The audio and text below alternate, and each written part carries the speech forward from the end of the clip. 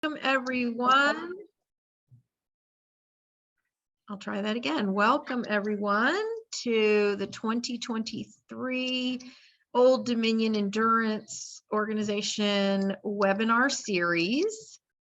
We are going to begin our series this year here in January with a wonderful group of panelists. The organization hosts 3 rides in Virginia: the No Frills, the Old Dominion, and the Fort Valley. We are sanctioned by all of the major organizations: American Endurance Ride Conference, Eastern Competitive Trail Ride Association, Ohio Arabian and All-Breed Trail Riding Society, and the Southeast Endurance Riders Association. So if you participate in any of the events that Old Dominion hosts, you get your mileage and your points in all of those organizations. Our facilitators this evening are a wonderful group of people. Lani Newcomb.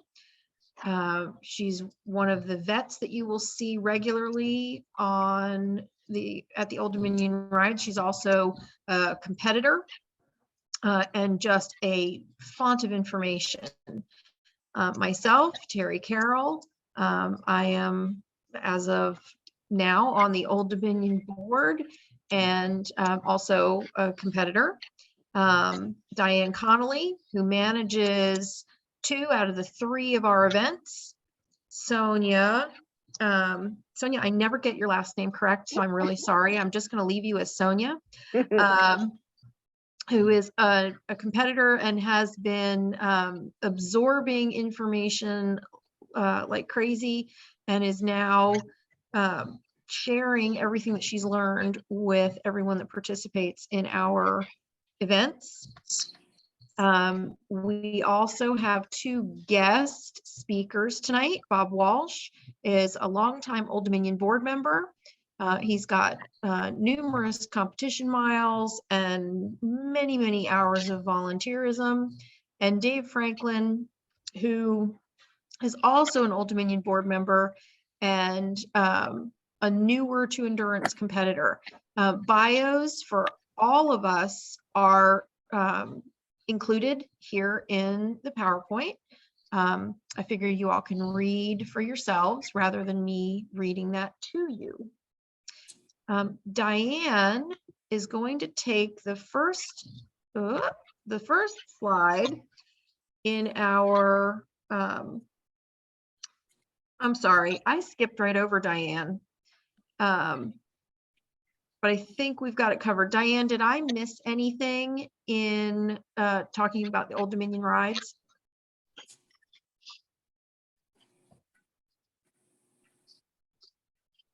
Diane? You're muted, Diane.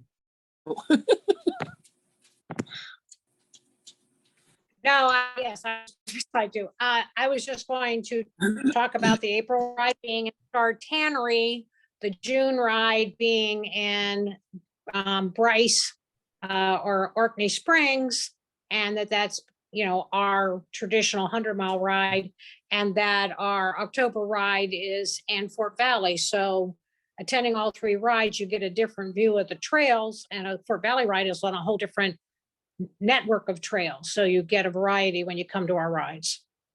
Excellent. So that brings us to our topic for tonight: maximizing the off season. And to kick us off, we've got Lonnie discussing what we do when we evaluate our last season.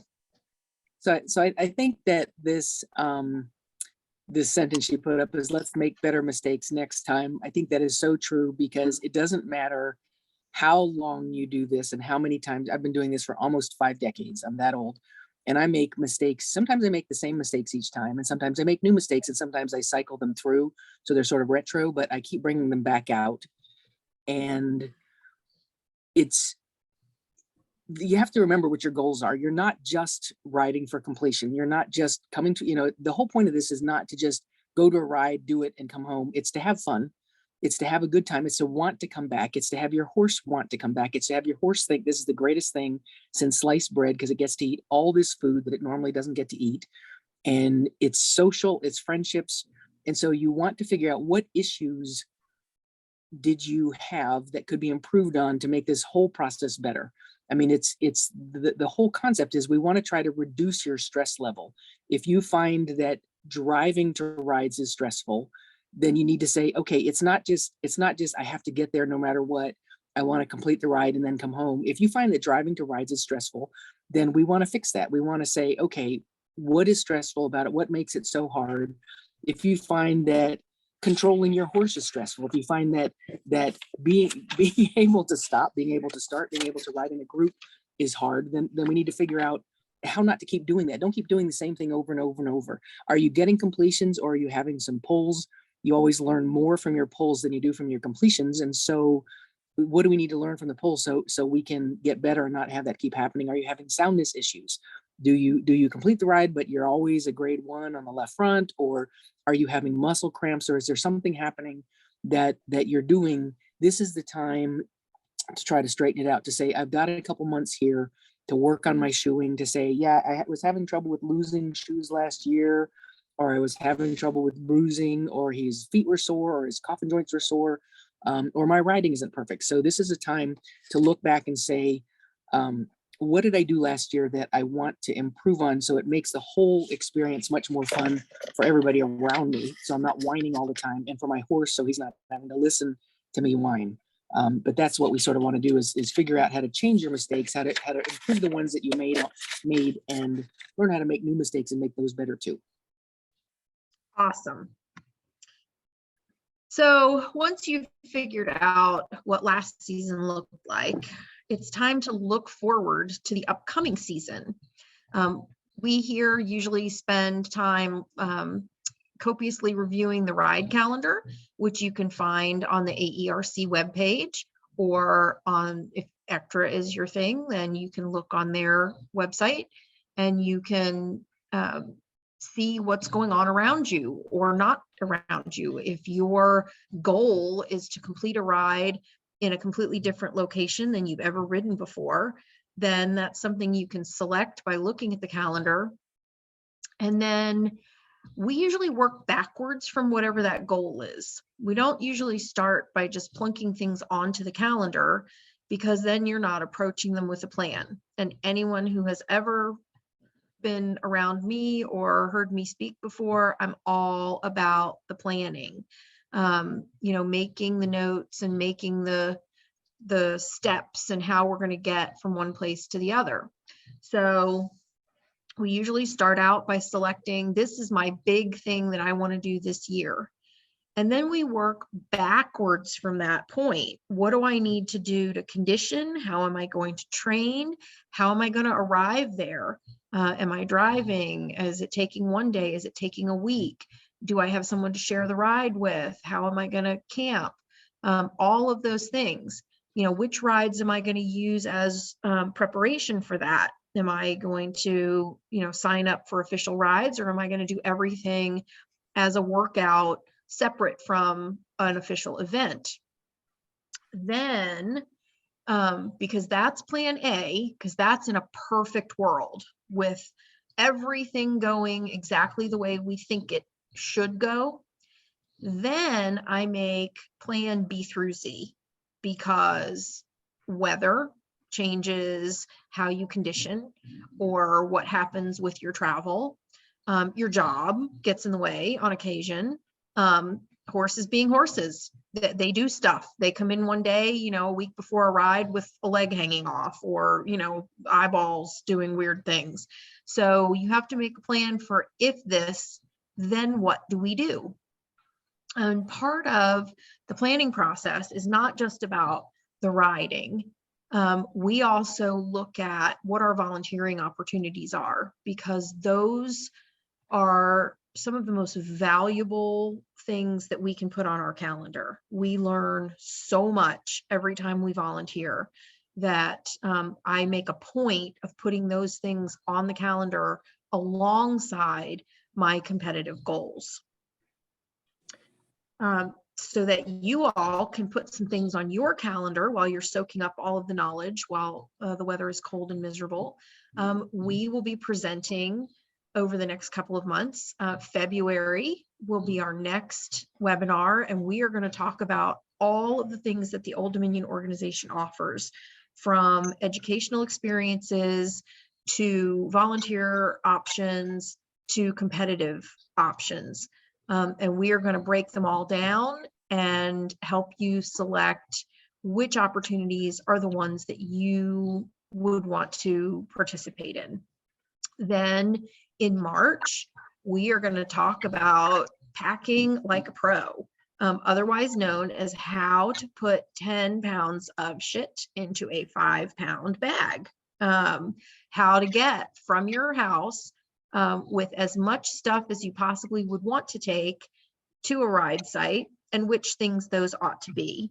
And then from the ride site, how do you prepare your saddle pack? How do you prepare your trailer versus your living quarters versus your camping area versus your crew bags?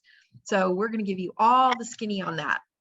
And then our last event will discuss specifics of the Old Dominion June ride, all of the distances, what those loops look like, what the statistics are in terms of how people finished, like timing, and strategies for riding those loops to the best of your ability. Sonia, you are up. Yes, the next one is, with the end of a ride season, a lot of us end up being very reflective, as Lonnie was talking about. You want to think about your previous season. And then thinking about your season, you want to evaluate your own knowledge base and plan to soak up your extra information.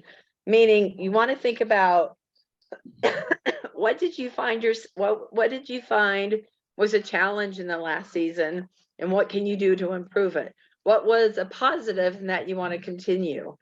You might have learned some, and for example, did your horse recover well? Did you recover well? Did you take care of yourself? What are things that you need to do to tweak?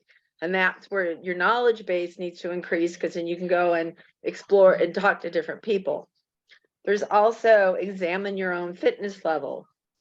Our horses are athletes. We kind of need to be athletes also. I am amazed by the amount of endurance riders that pick up another sport, for example, running, and then they go and run races themselves. But I've talked to these people, and they've said that it helps them build empathy for their horses as athletes. And because you are riding and you want to do these things, you are an athlete also. You need to treat yourself as one. The other is making a plan about how you will become a better partner. Again, how can you evaluate yourself? In the winter, a lot of dressage, a lot of endurance riders will do dressage. I've recently started that myself, because I know that I need to learn how to ride better. When I get to when you do a 50, for at least myself, and I get to the 40-mile mark, I think to myself, how stupid was I for doing this? But I think if I have better fitness and I have a better balance of riding, I'll be a better partner for my horse. Also, for yourself, thinking how you are going to be eating better, drinking better, being dehydrated, taking those lessons, and getting different strategies of how to stop that horse that won't stop. So those are different ideas. All right, Sonia, this is you too. Okay. The next is about taking a look in the mirror. And we started with saying, you don't know what you don't know. And that's very true. I also like to say that I've been in endurance not as long as the rest of these panelists. And I have told them more than once that you all have forgotten things that I have not learned yet. But with this sport is so good for my brain, because it's a sport of learning. In order to be successful, you have to learn, you have to take lessons. You get that pull, you have to go reflect and figure out what went wrong, how do I fix it? So how to get that information, there are some books out there. Nancy Loving wrote Go to the Distance. There are also the unwritten tribal knowledge, you talk to people. I am known to be an introvert, but when it comes to endurance rides, I'm not, especially if I want to know information. I will hunt people down and ask them. A long time ago, I started endurance on a draft cross. And anyone that I saw riding a big horse, I approached and said, how do you do it? I want to be successful with my draft cross. I remember approaching Lonnie and saying, Lonnie, what do I do? So people are very willing to share information. They're willing to talk to you about different things, and you can get different information from different people. Also, there's a lot of information out there with the endurance news, our website, ARC. There's a lot of different places that you can look and gather information, including, I'm going to put a shout out for ECTRA, Eastern Competitive Trail Ride Association. They are having their February banquet. Dr. Susan Garlinghouse is going to be speaking there. This is up in New Jersey. I'm trying to decide, how do I get to New Jersey to go see her talk? You're doing it right now with webinars. You're attending a webinar. There's different clinics that's offered. There's another clinic that's going to be offered in September up in Pennsylvania. Also volunteering, as Terry had said. I was able to go and help Diane set up a ride. I learned more about endurance watching a ride camp being set up from scratch than I could have ever have by just going and riding and competing. Also, groups for mentors. And I'm known for having a lot of mentors because I go to different people for different things, and I know I do that. I ask the same question to a lot of different people, and I take that information and do it. A lot of it is, again, don't be afraid to talk to people. There's a lot of people out there that are willing to share information, and it's really good for your brain. Okay, Terry? Okay, that is wonderful. And Sonia is so right. If you have questions, ask. Ask. It is very, very rare in a ride camp that someone will not be willing to share even just a tidbit of information with you. Lonnie, this is you. That actually is me. No, just kidding. So I would be the last person that you'd think would be talking about personal fitness, but since it's so much harder for me than it is for everybody else, I'm good at it. But so the first thing is, you're all worried about conditioning. You're worried about conditioning your horse. You go out 3 times a week. Sometimes you do speed work. Sometimes you do long, slow distance, things like that. But if you can't keep up, you're not being fair. You're not doing your part of the deal. Is they're perfectly willing to go out there and lug your butt around, but you have to be prepared to keep your end up. And as Sonia was saying, one of the biggest things is eating and drinking. Is you cannot go out there and do these endurance events, whether it's an LD or whether it's 100 or whether it's a ride and tie or anything, or a multi-day ride, if you don't eat and drink right. And that's going to shoot you right in the foot if you don't learn to do that. And I just get so frustrated when I hear people say, oh, I can't eat when I exercise, or I can't drink when I exercise, or it makes me want to throw up. You're not being fair. And so figure out how to make it work. Is it, when we were doing a lot of running, like Sonia says, when we were doing a lot of running, of course you're not going to eat a 5-course dinner before you run, but you have to keep, if you're doing these long distance endurance events, or if you're going to go to an eventing thing with your horse. I mean, if you're going to be out there in the sun all day long, then you have to learn to eat and you have to learn to drink. And if you think that eating is going to make you feel sick, then you you take a peanut butter sandwich and you eat 1 bite and you put the rest away. You don't try to eat a half a peanut butter and jelly sandwich, because that will make you feel like it's coming back up. Or if somebody gives you a pack of crackers, you eat 2 of them, put the other one away. And we use a lot of something called Ensure, which looks like a milk drink, but it's just maltodextrin. It's just like a goo that's actually palatable. If you don't mind eating, I know, if you don't mind eating goo, like my partner eats goo day in, day out, and she can actually go for hundreds of miles that way. It's not my thing, but if I got tired and I wasn't pulling my weight, I would eat one in a heartbeat. I would do whatever it took. But so you need to learn, you need to learn as a human because if you don't drink, and Dana Reeder always told me, because you can either carry a water pack on your back because you have to drink all the time, or I carry 2 water bottles on my saddle, and she says those both need to be empty by the time you come into each check. And if you don't want to drink because you're going to have to pee, then what you do is when you know you're a half a mile out, you better chug both of those bottles of water so you can pee when you're in the vet check. I mean, there's lots of ways to make this happen. If you don't want to get off on the middle of the trail, then drink just before you come into the vet check. Take a leak when you're in the check and then go again and do the same thing. But you can't come in with full water bottle, and it doesn't count to pour them on your horse. You have to actually pour them in your throat. The same thing is true with electrolytes. Is what you find is that if you as a human are working hard, and it doesn't have to be that hot, you're doing an endurance competition. If you're sitting there and you're working hard for 3, 4, 5, 6, 7 hours, you're going to need to be very conscious of your sodium intake, of your electrolyte intake. And either you're going to do it by eating pretzels and crackers. And I mean, let me tell you, lunch meat is one of the most concentrated. Any processed food is incredibly concentrated in sodium, but you can also just get electrolytes. I mean, you can buy something called Succeed caps. You can buy the Hammer, you go to a biking store, and I suppose a running store too, but they have a tremendous selection of electrolytes, and that will make, when you're feeling low and your muscles are hurting and you can't focus and you're a little woozy. For me, I start seeing black spots. Or an interesting thing the mistake that I keep making is I don't take enough electrolytes and I start to cry. And I've seen this happen in other people. If you're crying for no reason, your electrolytes are screwed up. And you're thinking, I don't know why I'm doing this. I'm not particularly sad. If you take a handful of sodium and electrolytes with sodium, potassium, it stops. And you're thinking, am I a doofus? Am I the dumbest person on the planet? I keep doing this.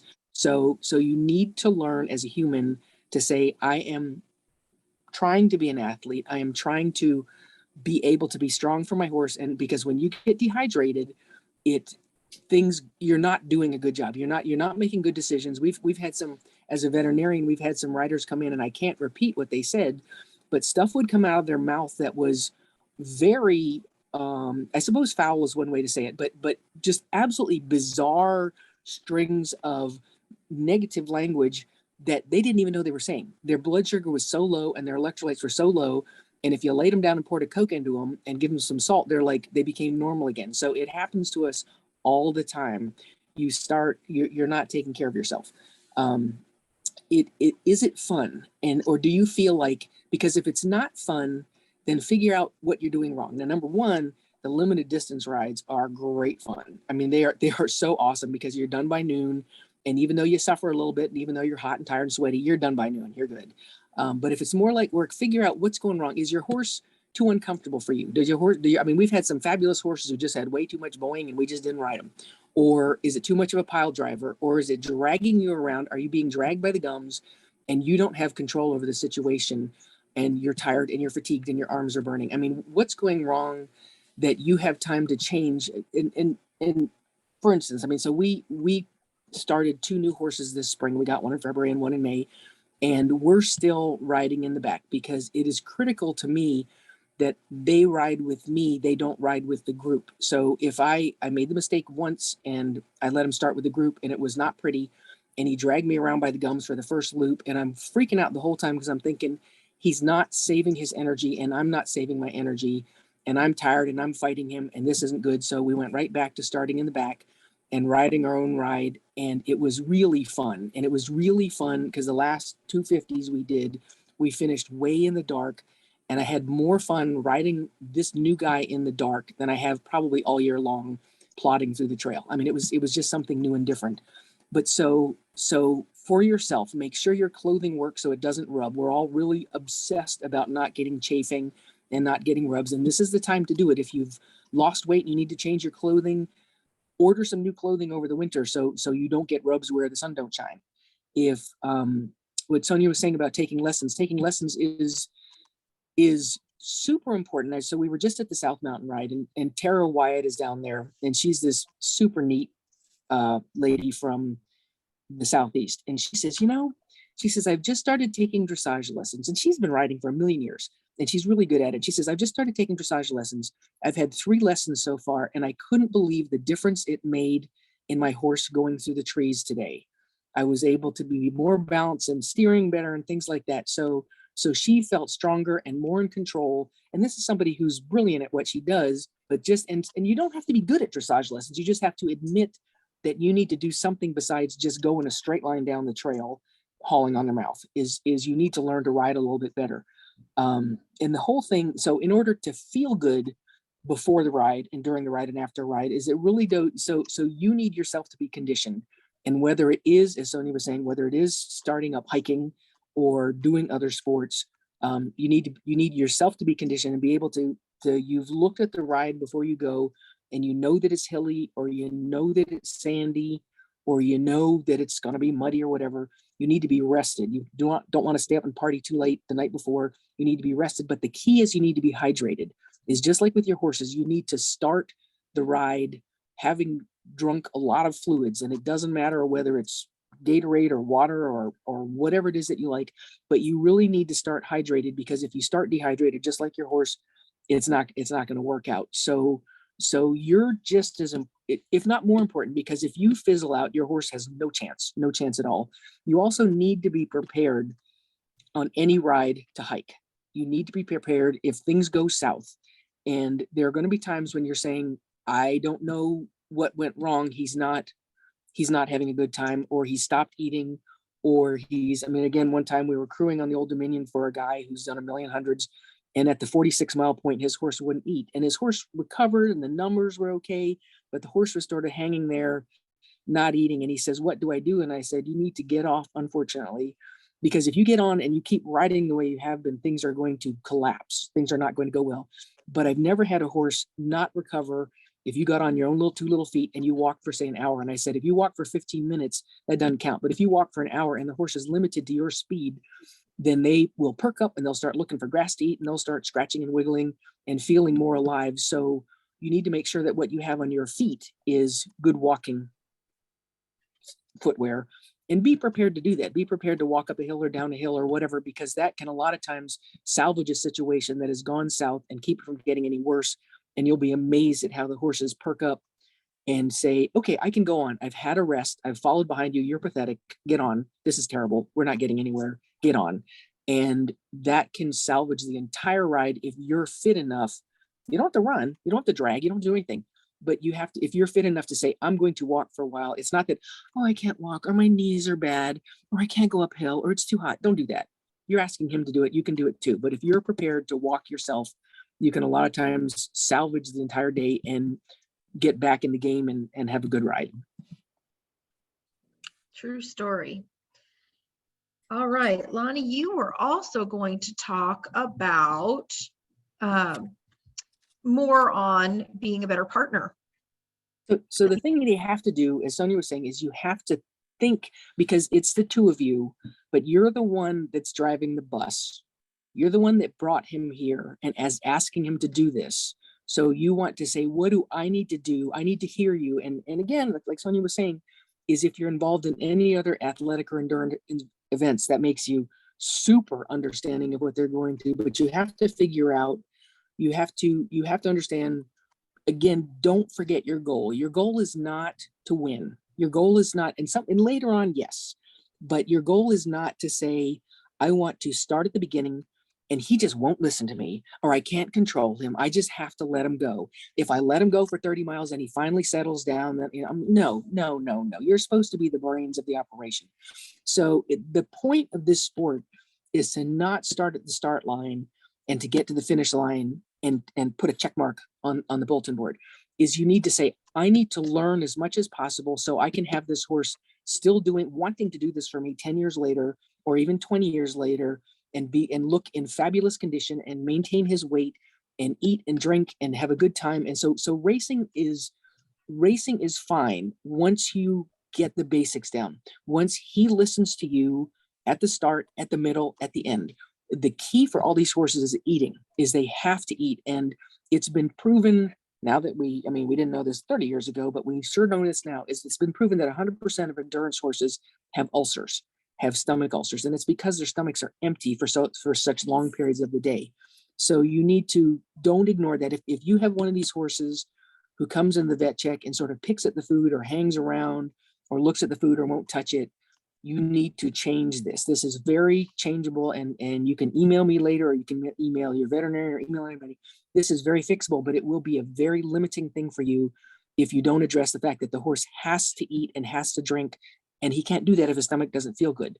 So you need to listen to him. And if you've ever had gastric reflux yourself, if you've ever had ulcers yourself, or had delayed gastric emptying, this will make you so sympathetic, because you'll eat something and 3 hours later it's still in the middle of your throat, or you can still burp it and taste it. That's what he feels like. And so you need to make sure that that isn't happening, that he can eat and drink with vigor, that he comes in and dives into the food. And so figure out again, remember why you're here. Remember that you want to be with him. If you don't want to be with him, you might want to change partners, because you want to be at the place where you look at his eyes and you look at his ears and think, isn't he adorable? Isn't he the most amazing horse on the planet? I just want to sit here and brush his knee. I mean, that's why we're doing this, is because they're our friends and we want to spend all day with them. And at the end, we want to raise our hands in triumph and said, we did this together.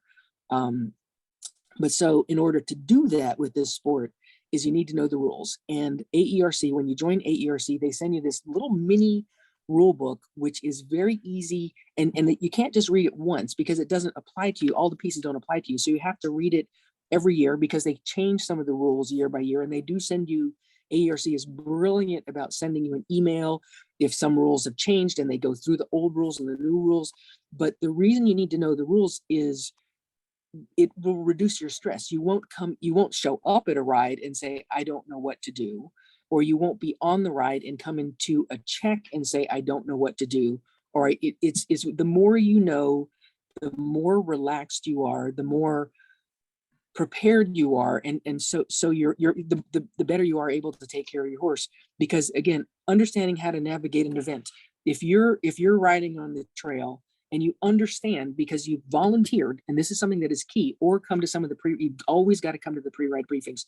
But if you come in and you say, I know when I'm coming in, I'll be able to see the vet check, because I'll be able to see the people and I'll be able to see the cars, as I'm going to get off, I'm going to loosen his girth, I'm going to have my card out and my rider card out, which is my passport, sort of get through the whole day. I'm going to have my rider card out and I'm going to have it unfolded so the timer doesn't have to unfold my card for me. And I'm going to give her the card while my horse is relaxing.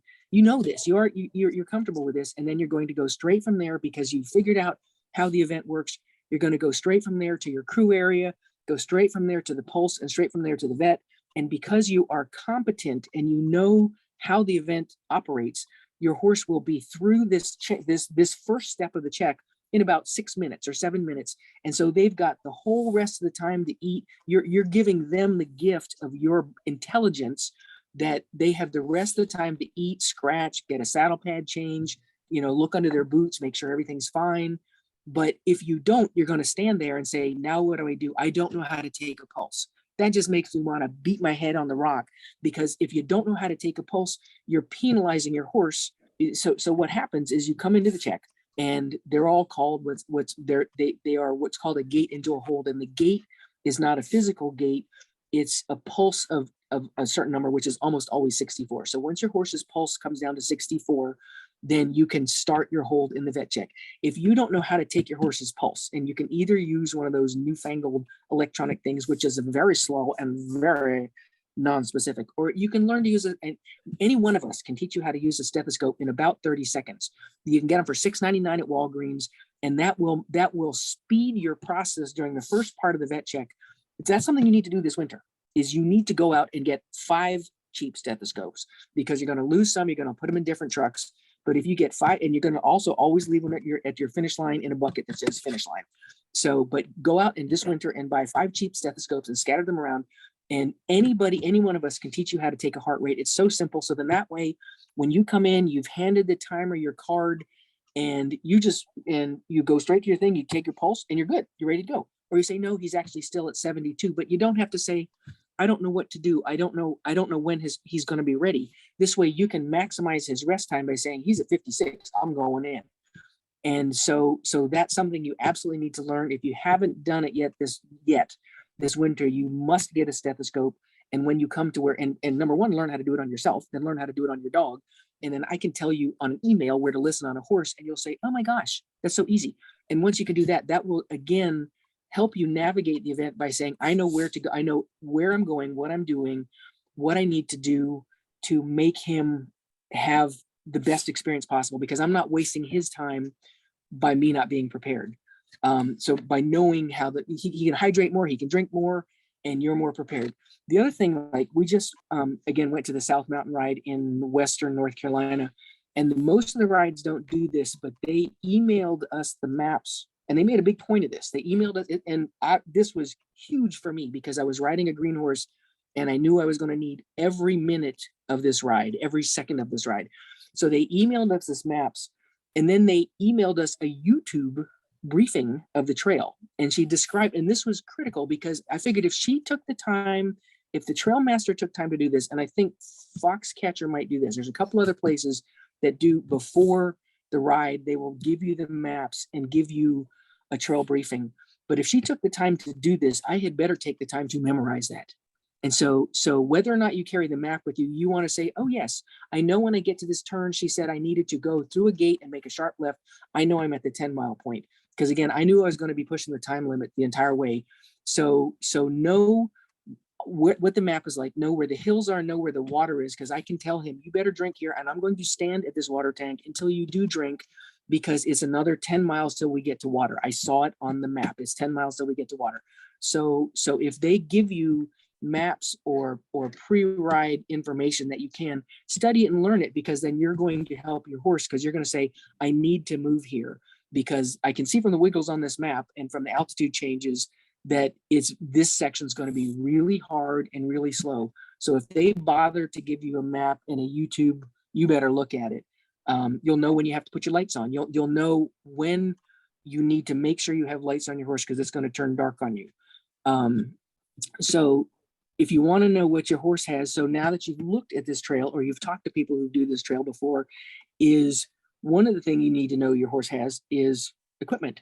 Are you going to need a breastplate? I mean, we always ride with them because I need to grab that thing when he swerves, but do you need a breastplate, or do you need a crupper, or do you need a breeching?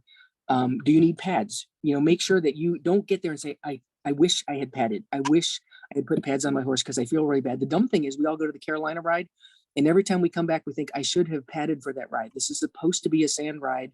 Everybody says next year I'm going to pad, but talk to people who've been there, but give your horse a chance by making sure he has the equipment he needs, that you have trained him for the trail. Yes, but he's got whatever he needs to do this. And again, being ready to be a good companion, and Terry would probably sympathize with this, is that there are times, so it's not just I'm telling you what to do and you better do it or I shall hit you with a stick. There are times when he is going to be on a 100-mile ride. For me, it's usually around 60 miles.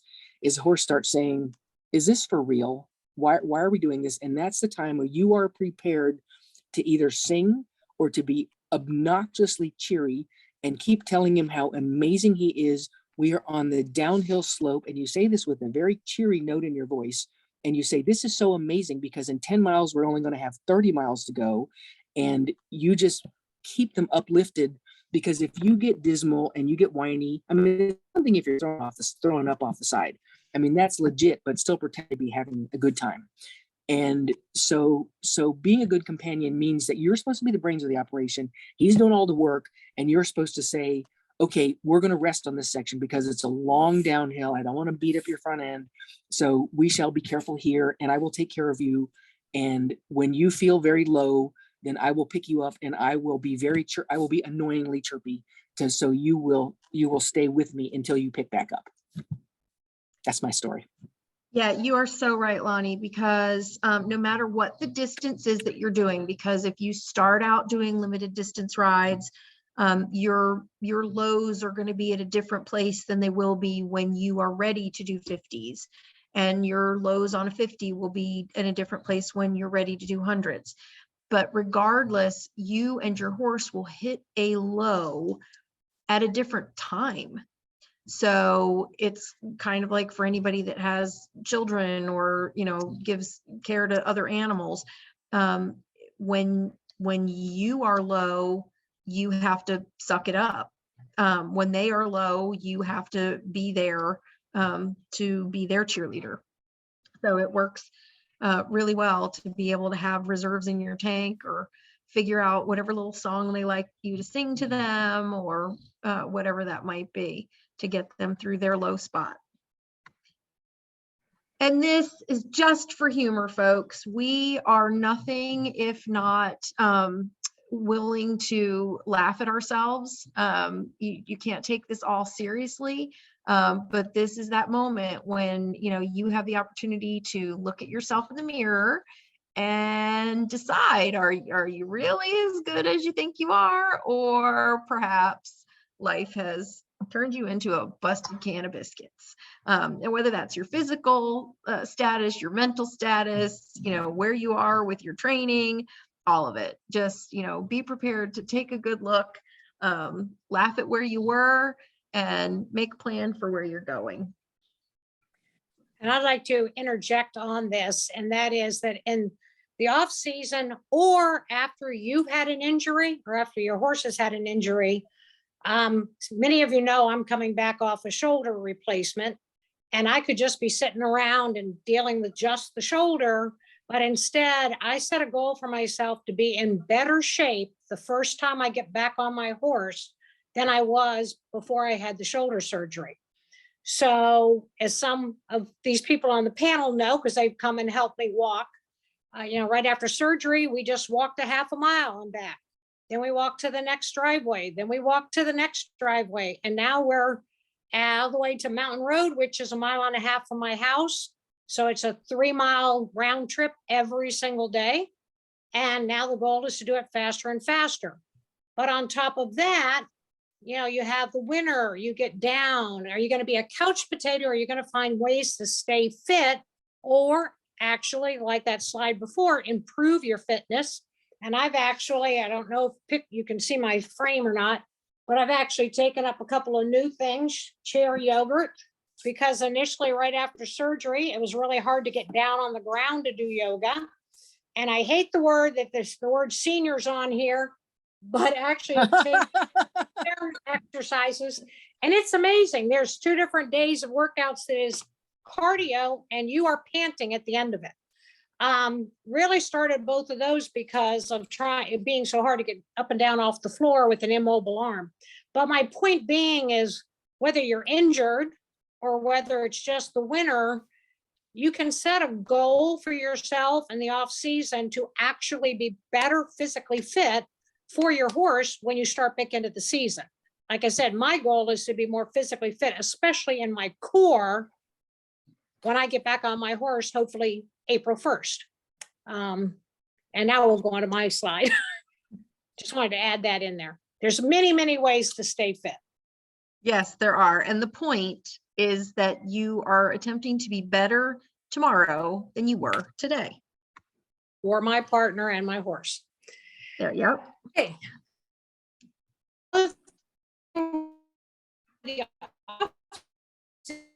We can do those And you're out froze. on. Diane, you might have to turn your camera off because you're breaking up. Okay, here we go. All right. Another great thing you can do in the off season that can really help not have mishaps in the middle of a ride or in the middle of a workout training ride, and that is to do an assessment of all your equipment, your stirrups. In fact, I just was checking mine pre-surgery, but after the season was over, and my stirrup leathers had actually gone through from one hole to the other. And that's why I was off balance with one leg longer than the other, was because the hole had actually gone through, you know, pulled through. So checking all your tack, not just your saddle, but your saddle pads, your stirrup leathers, your breast collars, and do any repairs or mending that needs to be done now. Is your saddle pad gotten so flat that it really isn't doing what it needs to do? Looking at your horse's back in this off season, did you end the season as they grew in their winter coat with gray hairs where they used to never have gray hairs? Is that just a new flocking of the saddle you need to do, or do we need to adjust the saddle fit?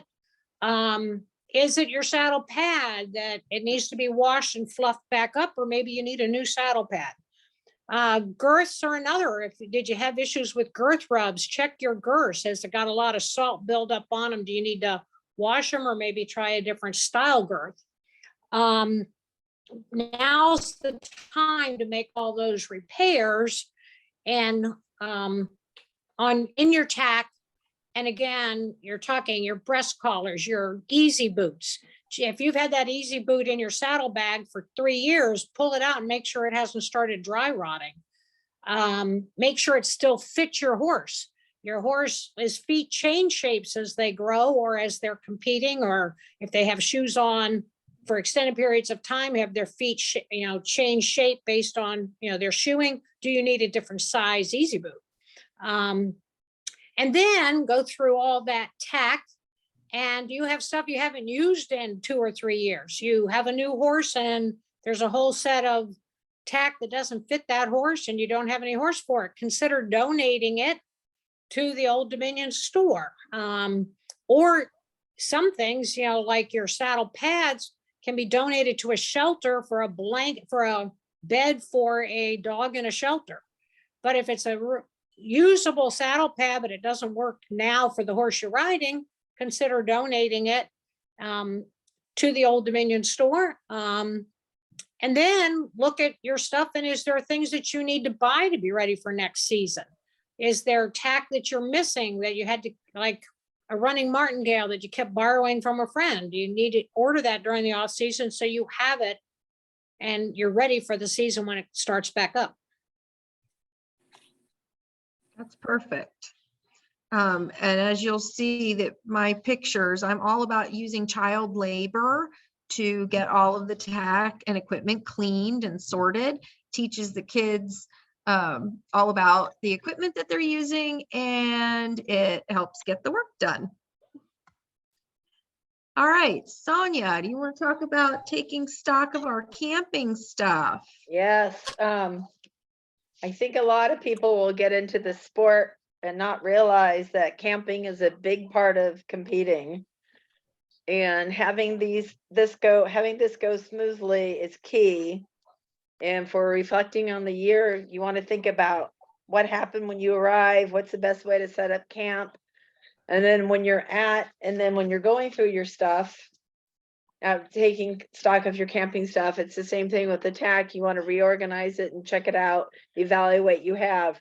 You want to think about your horse containment. This can change based on the horse that you have. Some horses, I use a high tie. Some horses don't respect it. Some horses respect electric better. I have one mare that does not respect her electric, and I don't trust her in it, and my other mare does. So you have to think about your horse containment. Also, how can you pack to make that more efficient? So right when you arrive in camp, you can take out your horse containment needs. You're not digging through your trailer for it. Your buckets and your feed pans. Do you have too many? Do you have enough? Do you like how your system that you work for that? I saw someone use a really cool hay bag at a ride, and I went to that person and said, "Hey, where'd you get that cool hay bag?" And I ordered it myself. So you may have seen some ideas when you go to a ride camp. It's the best time is to walk around and see how different people are doing different things. You can get lots of ideas of, hey, I need that feed ban, or, oh gosh, I don't know if my horse would not do well with that. It's a great way to, and then in the winter, reevaluating, looking at all your stuff and saying, okay, thinking about for your season, did you have everything you need? Did you have too much? Was usually me. Did you have too little?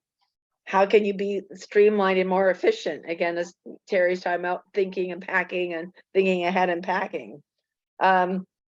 Electrolytes and ride supplies. This is a good time to restock up on that. You may get ideas for electrolytes and you want to try something new. In the winter, you might want to try a new electrolyte on a training ride just to see. Of course, sleeping arrangements for humans. That Lonnie said you got to sleep the day before. You can't sleep if you're not comfortable. So how do you make yourself more comfortable? Also, how do you ensure that you wake up in the morning? Because I was overslept for a ride before. Do you have a working alarm clock? And if your phone doesn't work, do you have a backup? That has happened to me before. Also, chairs and tables. Depending on how many, I am opposite Terry. I usually just come be myself and I. So I have my one little table, my one little chair. But if you come with people who are going to crew for you, you want to make your crew comfortable. So you want to make sure that they have comfortable sleeping arrangements and that they have a chair and they have a table. Also, protection from the elements. I want you to look at that top picture. That was taken in May. You would think May is warm. No, go to endurance ride. You will learn that April, May can still be cold. And so you want to make sure that you have protection from the elements for all seasons. I remember one OD 100 I volunteered at. There was a freak hailstorm in June. Horses came in off the trail shivering. I happened to be a pack rat. I had probably 5 winter blankets in the back of my truck that I pulled out so we could throw on wet, cold horses. So you need to think about being prepared for that. Because I was surprised that a lot of them didn't have coolers because, hey, it's June. I don't need it. Well, guess what? You do. Weather's weird. Also cooking, food storage. Lonnie's been talking a lot about food. What can you do to carry with you? What do you need? And also you might camp at no frills. No frills, you camp on a hill like this. Your refrigerator may stop working. Do you have a cooler? There's all these things to think about. Like, how did last year work out? All these things to think about. Do you need to change something?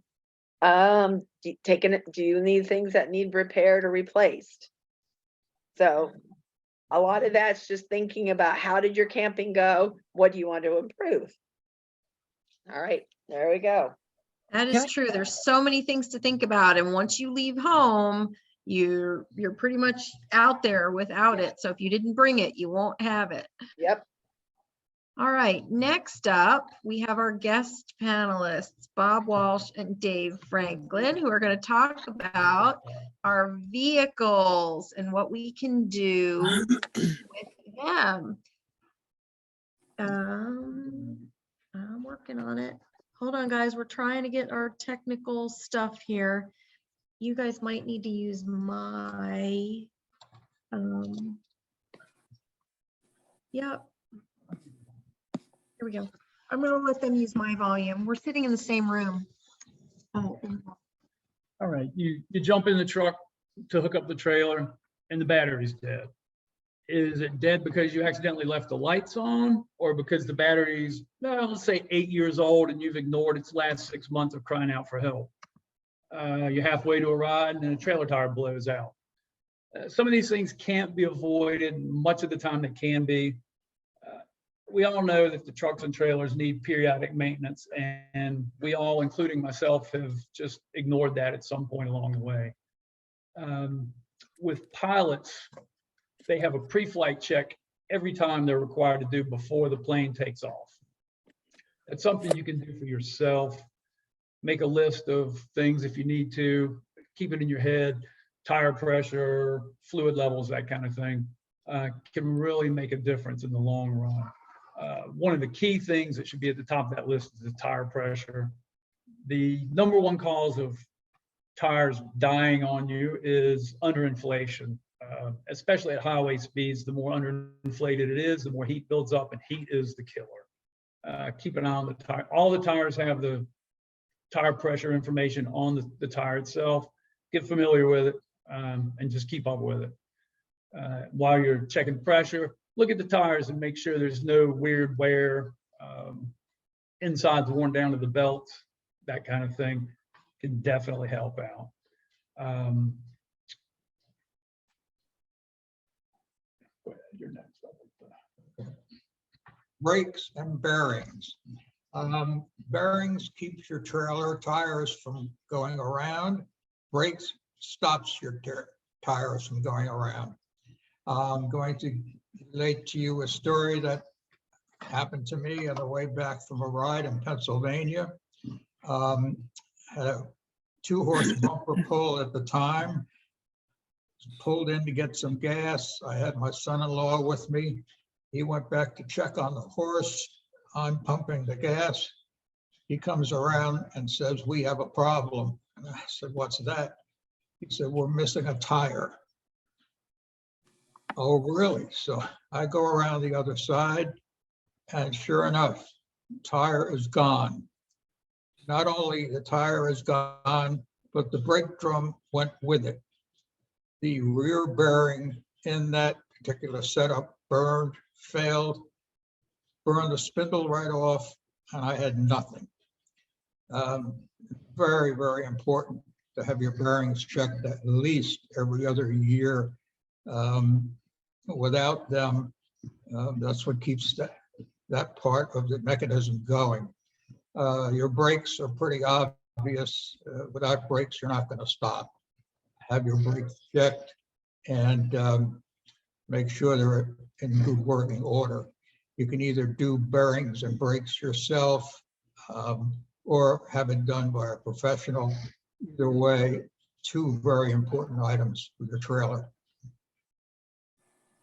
With oil, belts, hoses, all the fluids, lights and electrical, that's something you can keep an eye on over time.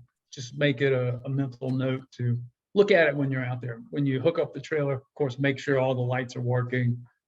If nothing else, it can save you from getting a ticket.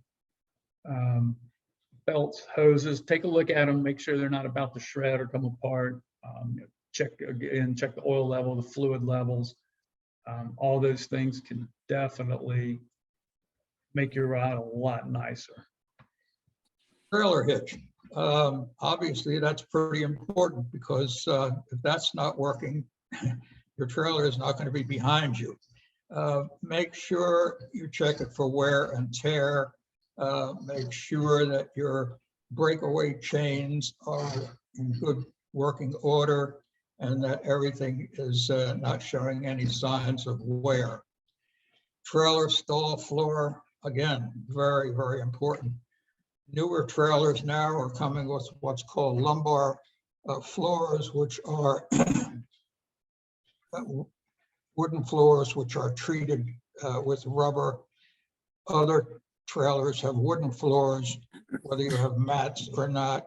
Pull the mats if you do and check for any rot. Typically, if we're not using the trailer over the winter, we pull the mats, let that trailer floor dry out. If you have shavings in there, get those shavings out of there. They do hold moisture. Also check under the trailer to see what your floor looks like from underneath. Ensure that everything is in good working order.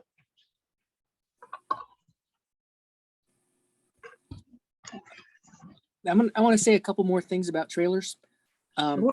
I could scare the crap all about anybody about trailers, but if you look on the side, something that we never look at. If you look on the side of your living quarter trailer, somewhere on there, there's a little plaque, and because we had it on all our sundowners on Lakota, is that there's a little plaque that says lug nuts must be tightened every 200 miles.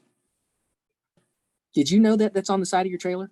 I mean, you must check your lug nuts, and you're thinking, okay, half the time going to Florida, it's 1,000 miles down, 1,000 miles back.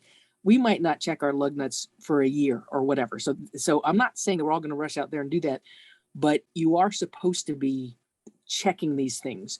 The whole point of this whole vehicle and trailer maintenance thing is to try to improve the comfort of the ride for your horse. Because if you end up on the side of the road and you lose 5 hours on the way to the ride, you're going to get there dehydrated, cranky, stressed out. You're going to miss the vet check. So the whole point of all this is again, to reduce your stress and make you not be so freaked out about going places and coming back. If you have a trailer, you are going to have a flat tire. It is a fact of life with trailers. And it's worse with the big living quarters trailers because these things now weigh 19,000 pounds and you've got a ton of horses in them. Okay, multiple tons of horses in them. And you're going to have a flat tire and you need to be prepared to deal with this. You can't depend on other people. So you can either, so the things you need to do is, knowing you're going to have a flat tire, is you need to have your stuff at hand, not buried, not under a bunk somewhere. You need to have, because these trailer tires, so there's two things you need to know, is that you need to make sure that whatever lug wrench you have to take the lug nuts off your trailer fits, because each of these trailers is different. It is completely different than what's on your truck. And there's where your tire sits on the front of the trailer, it's usually held on by a nut, and that one is often a different size than what keeps your their tires on the trailer. So you need to go around this winter. This is the time to do this. Go around this winter. And we've talked about having a tire changing clinic because most people are kind of afraid of this. And if you drive these trailers long enough, you get really good at it on the side of the road. But so you need to make sure you have a wrench that will fit to get your tire off the front of the trailer, your spare. And you need to make sure you have a lug that fits, a lug nut, a wrench that fits your trailer tires as well. And for all of us who ride a fair amount, we don't carry one easy boot, we carry two, because if you lose an easy boot, if you lose a shoe and you put a boot on, you now do not have a spare. We do the same thing with our trailers, is if you have a flat tire and you put your spare on, you now do not have a spare. You may be 1,000 miles from home, you may be 500 miles from home, you may be 20 miles from home. So we always carry two trailer spares with us all the time. Because again, if you're on your way to Aiken and you have a flat tire on the way down, do you really want to keep going another 200 miles this way and 600 miles back that way without a spare tire? So we always carry two. But what we do is either if you're mechanically inclined or have somebody who takes care of you, you buy one of those super whammy Makita or whatever impact wrenches, the battery charged impact wrenches, and you can get your tires off very easily, or your lug nuts off very easily that way. What we did is we went to our mechanic, because truthfully with the large size living quarters trailers, the tension or the torque on these lug nuts is very, very tight. So we went to our mechanic and said, I need to be able to do this.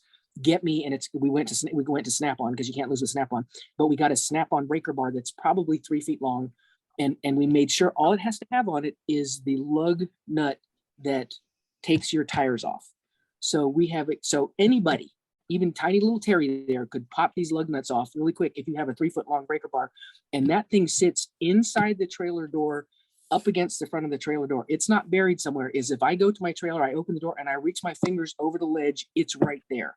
Because when you're on the side of the road, if you're on the Beltway, I have been on the Boston Beltway.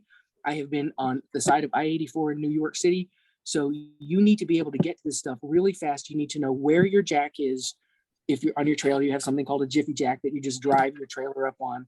But you need to know where this stuff is right there, because you are going to have to do this. And make sure that you don't say, oh my gosh, I don't have a lug wrench to fit my trailer. It's fine if you pull off at a rest area that nobody's going to mug you and you can call AAA and they can come, but you might sit there for 2 or 3 or 4 hours.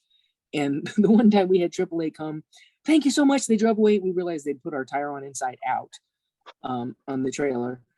So you might as well do it yourself. But so be prepared to change your own tires and have at least one spare that you've checked, or possibly two, and make sure that you can get, if you don't have a lot of power in you, then get one of those big impact wrenches, because people say, I can get all 4 tires off and back on again with just one battery charge. Make sure that thing is charged up and that you know how to use it to get the tire off, because this is going to happen, and that's going to poop in your Wheaties if you're not prepared to do with that. And then the other thing you should do in the winter time is all the things that kind of made you grumpy. Fix it in the winter, which is like adding hooks. If you want another water bucket hook on the outside of your trailer, have your welder put it on now. I mean, if you need more lights, if you wish you had, tacking up in the dark is such a bummer because I'm using my headlamp and blinding everybody.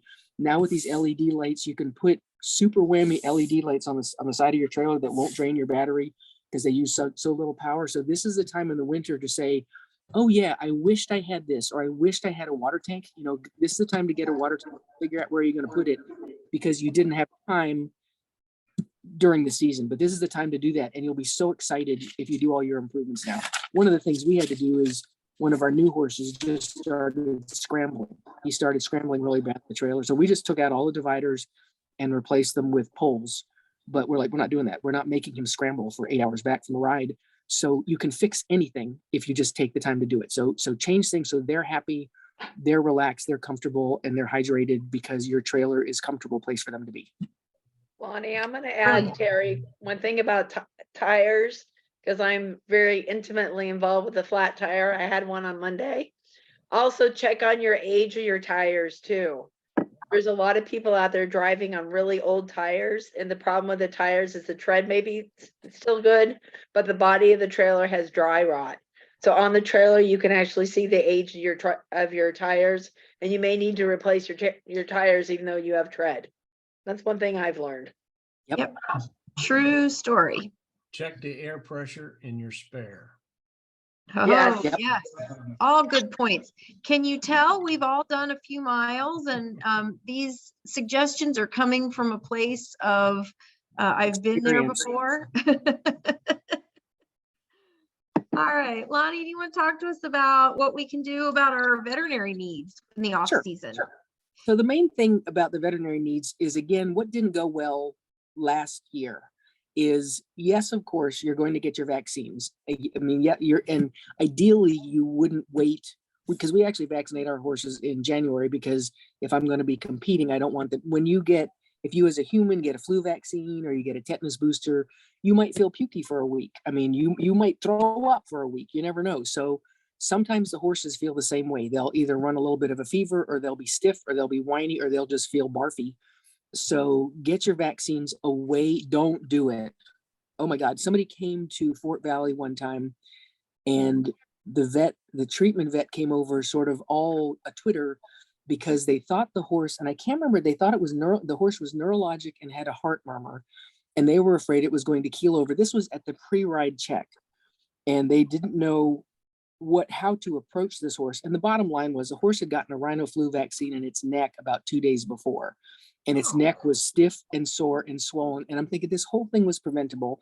It wasn't anybody's fault. You don't know if it's going to have a reaction, but this whole thing is completely preventable. So the reason they stagger around is because when they can't use their neck, they're stiff and they can't function. So of course the horse did not do the ride, but that was a bummer, which could have been avoided by getting your vaccines early in the year, or at least far away from your ride schedule. And again, get your Coggins test. Most people get them done in January, so then you just don't have to worry about it, because you don't want to get to, it's April, it's 4 days before the no frills ride, and you're thinking, oh crap, my Coggins test is expired. So get your Coggins test in January, February, before you start things up. But the main thing is, find out what didn't work last year. And again, I'm going to keep harping on ulcers. If your horse is not a fabulous eater, if every time it sees your hand, it doesn't try to take off at least 3 fingers, then talk to somebody about ulcers. We can all discuss it at great length. But did you have issues with tying up? Did you have issues with muscle spasms? Did you have issues with fatigue? I mean, did they not do what you wanted them to do in the ride? This is a good time. January is a good time, or no later than February is just, and again, I realize it's completely dependent on your veterinarian schedule and their, how do you call it? What they're good at and what they like to do. Get a really thorough soundness exam done in the winter, because if something's going to show up, you want to have at least 4 to 8 weeks to work on it. If you've got, there's something going on, if you need some chiropractic adjustments, or you need some osteopathic adjustments, but if you have a suspensory that was kind of bothering you just a little bit all through the fall, and you thought, well, I'll just throw him out for the winter. I'm going to give him 2 months off, pull his shoes, give him 2 months off, and then bring him back. You need to figure this out way before March. You need to figure this out before you start back to competing. So have a thorough soundness check done. And you don't have to treat it like the gospel truth. I mean, so all of our horses, if you do flexion tests on them, it may not be the prettiest thing on the planet. And so you say, okay, that's good information. But if they're not completely sound on the straightaway and on circles when they're resting, then you need to figure this out now, so you know how to get them as good as possible. So you've got 4 to 8 weeks to work with them, whether you need to change your shoeing, whether you need to change your angles, whether you need to have pads on, whether you need to do whatever it is. But don't wait till March and say, oh shoot, I thought that was I gave him 3 months off. I thought he'd be over that. Because a lot of times these things, whether it's a strained suspensory ligament or something like that, they need more than 3 months, and they need more than rest to get back to perfection. So be sure you get these, find the holes in your horse now in January or February. And if you get them checked out, of course, if you get them checked out and everything's perfect, that doesn't mean they'll be perfect in March, but at least you tried. At least you said, I didn't just ignore it and turn them out and hope that everything would be good. Again, if usually a lot of competing beats their feet up. If you're in Florida in the sand, it's terrible because it's so moist down there and there's so much funguses that their feet just turn into they look like a broom when you're done. It's not good.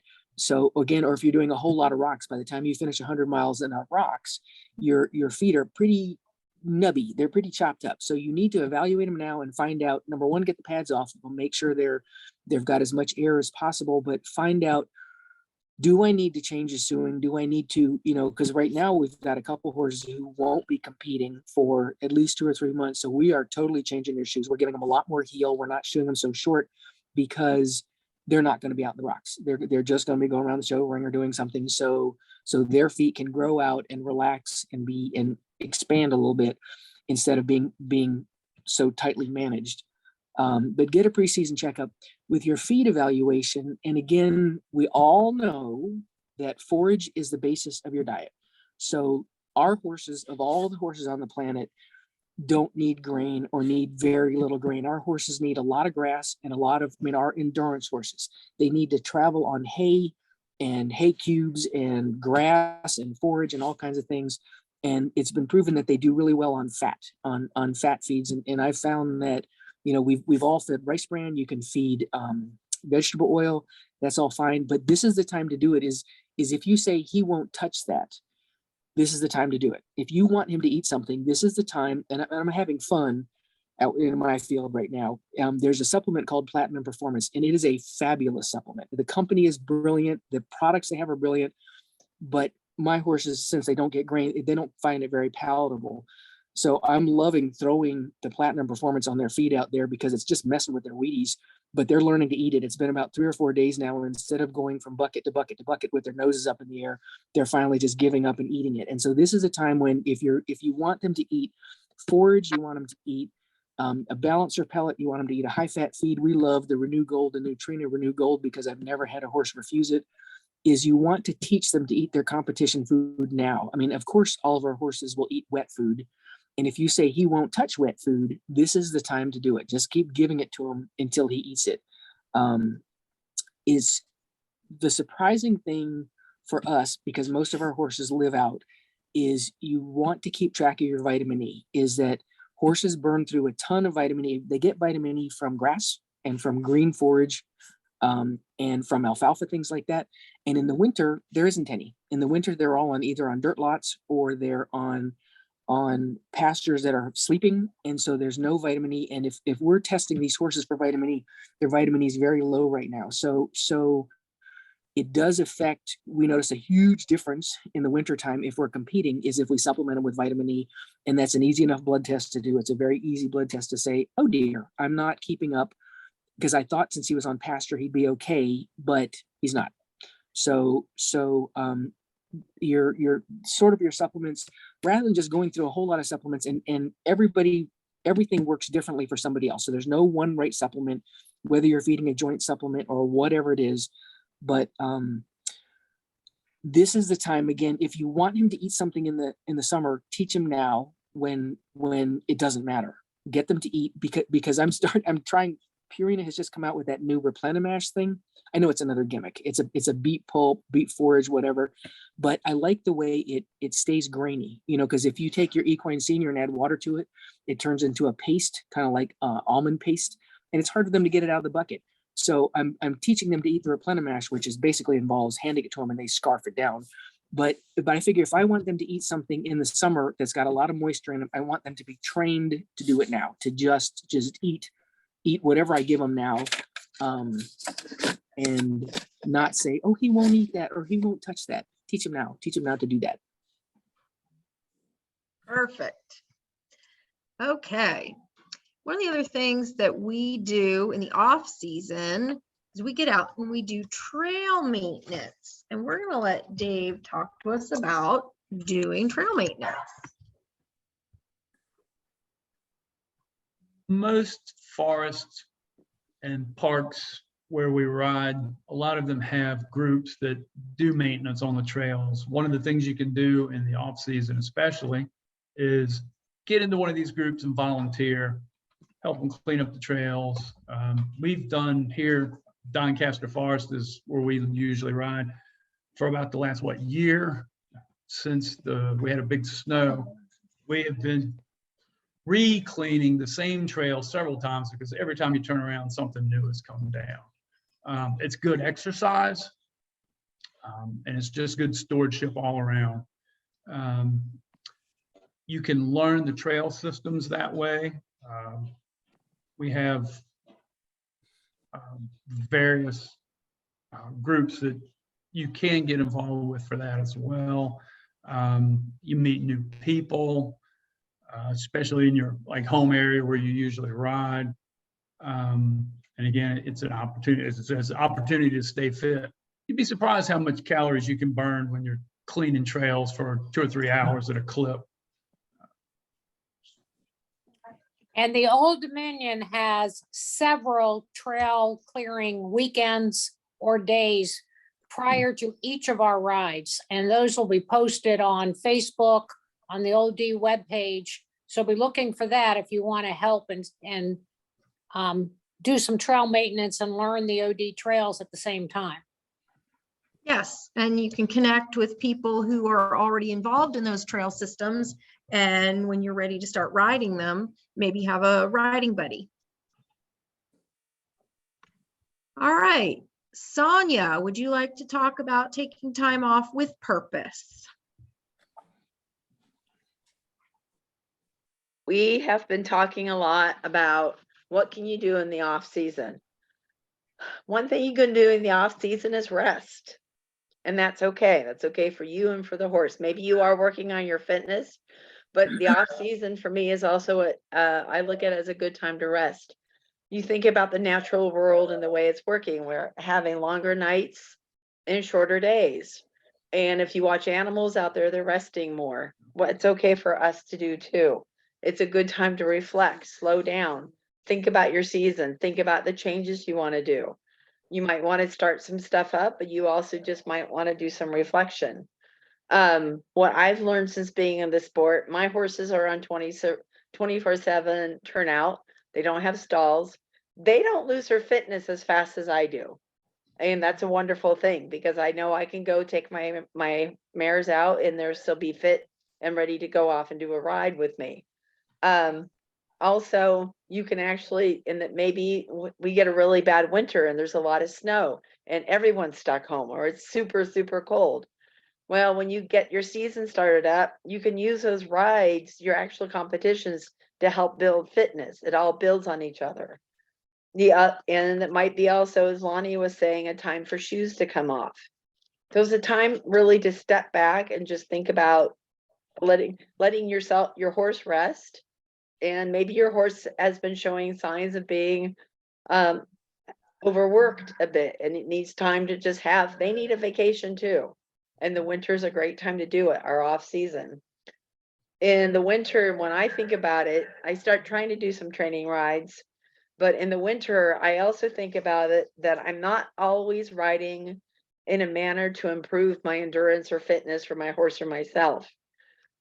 You can, Denny Emerson, big on Facebook, or Tamarack Hill, he talks about getting a horse walking fit. The walking pleasure rides are great fun, and they're again a good way to keep your horse fit. Terry Carroll's one of my mentors, and she said, make sure your horse has a good walk. Well, between my dressage lessons and walking, my horse has a marching walk now, and it's wonderful. So it's okay to say, I'm going to rest over. You can spend some time with your family that you've been ignoring during the competition season. Maybe there's some other things you want to do and look into. It's okay to take a rest. It's okay to not always be pursuing your sport. It's okay to give my mind a break from it too. And I think Absolutely. as valid as the others. Definitely. We can also take time in the off season to play games. Go do things that you don't do when you're focused on conditioning and, spending your days off going to rides. Work on things that you may have experienced issues with on trail. friends of ours are now very keen on training horses to like bicycles because of a wreck that I had with a horse that wasn't a fan. And what do we see on our trails? We see bicycles. So now we take every horse and we spend time getting to know bicycles. And then, you know, we found this wonderful place that has an obstacle course. And so we went and spent a play day just doing fun things that challenged both sets of brains, both the human and the equine brains were kind of intrigued and baffled by the obstacles and how to get through them and over them. And it's an opportunity to build trust with your equine partner that can only reap massive benefits once you get back to your conditioning program and to doing competition. Lonnie, you want to talk about some of these things? So ride day skills, there's no reason to be adequate or below par. Is that we've got the knowledge to do this. A lot of us are pretty crappy at a lot of these things. You need to be able to trot your horse, and they don't. Some normally do it, and some don't. And John Crandall was the one who said years ago, he said he never ever takes a ride without, when he gets off, trotting his horse out and back. Trotting your horse is something you're going to do at every ride, when you first get there, or when you vet in, at every check, and at the end. And if you are prepared, so if you look it up in this upper left corner, the horse is standing right at his shoulder, and it's got a loose, he's got a little bit of extra room on the lead rope, so he's not pulling on his head, and the horse is trotting next to him freely and happily. That's what you want to do. It's not so great to be dragging them behind you or have somebody chasing them with a blanket, or this is something you can practice on. And you're not always going to be successful, because we've got one, Asgard, who's brilliant, and he will trot perfectly every day at home, and he gets the ride, plants, and says, "Make me." And they just do that. But make sure that you have a cue or something that you know that's going to help your horse trot beautifully, because that's going to, we don't judge you on your trotting, but it does, if your horse is sprightly and springy and forward, it's going to get much better scores during the day in terms of, yes, you can continue, or no, he looks exhausted because we can't get him to trot. Again, get your horse used to being evaluated by the veterinarian. Is the veterinarians aren't happy if the horse is swinging away from them or trying to kick them, and they will throw your butt out if they feel in danger. Your horse needs to be able to, this is not, you don't do your training at the ride, do your training at home. If your horse is nervous about new people, then every single person that is a friend of yours and won't sue you, have them come up and pat your horse, go all around, pick up all 4 feet, pick up their tail, do things like this. Because if the veterinarian feels like they can't safely examine the horse because it keeps kicking every time they get past the shoulder, they say, "I can't safely examine your horse, therefore I don't know if it's safe for you to go or not." So your horse needs to stand still. It needs to have its head examined. We all need to have our heads examined. But I mean, some horses, yes, they're difficult about their faces. I mean, that you do the best you can. Some, because we have to be able to look in their mouth, we have to be able to handle their eyes, put our hands all over them. And so that's something that you can practice at home. And you might think you got it covered until you come to a different situation, until you come where your horse is now separated from his buddies and he doesn't have his friend standing next to him or something. And so make sure that they're used to strangers coming up and putting a stethoscope on them. Because again, I took my horse, the new guy, to the South Mountain ride, and we go to vet in, and the vet, who's no dummy, but she puts the stethoscope on and then backs up and says, "Well, we're not ready," because his heart rate was at 72, just to vet in, because he was sort of nervous because it was a new place and it was very scary. And so she wasn't criticizing him. She just said he needs to settle down. So they need, as soon as we hang up here, you can even go online and get stethoscopes. They're very cheap. Teach your horse to have a stethoscope put on it so it doesn't think, "What are you doing? Why are you doing that to me? What are you trying to do?" So teach your horse to be handled by a veterinarian and to stand still. Mounting in all sorts of different places. And I'm not one to talk about this because I can't get on a horse anymore, but get off, teach your horse to get on from the left, teach your horse to get on from the right, is to stand still. And my secret to this is just to stuff my horse full of cookies while I'm getting on. But teach your horse to mount safely so it doesn't try to flip over backwards when you're getting on at a ride. Or so if you have to get off because you've dropped something, it says, "Okay, I will cooperate." But work on this at home. Again, work on the eating and drinking. There's one show hunter barn near me here. And I was so impressed is that it's this very, very expensive barn and very, very expensive horses. And they go do their thing in the ring. But outside the barn, they come in these big sliding doors after they finish their workout, and they have this big tub. It's full of water. And all the horses, when they come out of the ring, and these are these shiny bay warm bloods and things like that, they come out of the ring, they walk down to the barn, and the first thing they do is they stop and they take a big drink out of that tub of water that's right outside the barn door before they go in to get hosed off and all that kind of stuff. And that's what they're trained to do, is they're trained to drink. And so you want your horse, when it sees a water tank, I go straight to the water tank. When I come off the trail, where is my pan? There better be a pan of mush here, because I have been trained to do this. So I want to do this. So teach your horse to do that. Teach, whether it's a particular pan it likes to use, but teach it that when it comes in off a ride, you've got a pan of whatever kind of mash or beef pulp or anything ready for it. And you want him to dive into that. You also want to teach him to take electrolytes with a syringe. And the first year of riding a horse is very annoying. And it's as annoying for them as it is for you, is you will go through lots of electrolytes. You will waste many dollars of electrolytes, and you will wear most of them for at least a year, if not two. You will have it on your hard hat, and you will have it down your sleeve, and you will have it down the front of your shirt.